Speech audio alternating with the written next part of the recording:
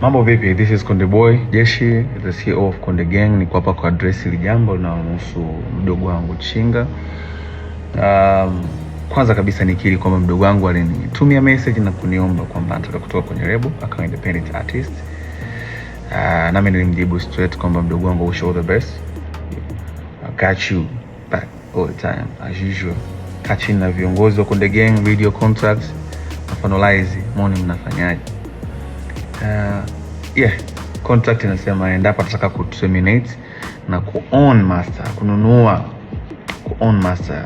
Nikisema master namaanisha catalog, the whole entire catalog, nyimbo zote hata zile ambazo amezifanya mimi, ili ziwe za kwake lifetime, hizo zinaingiza pesa kwake lifetime, inatakiwa alipie kuzinunua hicho kiasi cha pesa kilichotajwa kwenye mkataba ambao mdogo wangu alisign 4 years ago na kampuni ya Konde Music.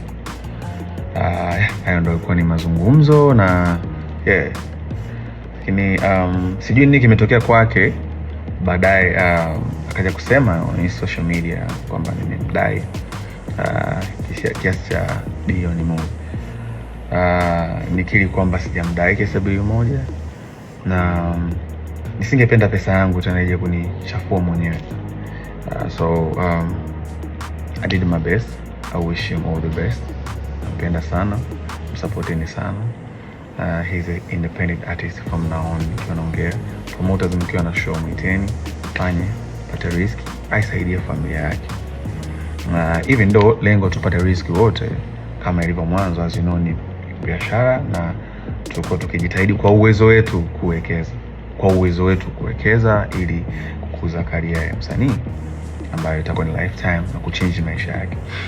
So far tumshukuru Mungu kwa support yetu, tumeweza kufanikisha kuwaletea superstars kadhaa ikiwemo Chinga, kina Angela, Kili Chidi walikuwa kina Country Boy, na wao wote waliondoka hakuja kuwa na matatizo yote, na wote wana own masters zao na for good and for peace.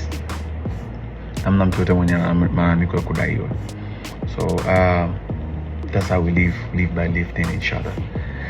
Lakini pia speaking of BASATA, nilipata mwito na niliomba management yangu niwakilishe, nataka kujua issue ni nini, kwa sababu sikutegemea, na kwa sababu mazungumzo alizungumza naye na bwana Chinga, sikutegemea kama angeweza kufika BASATA.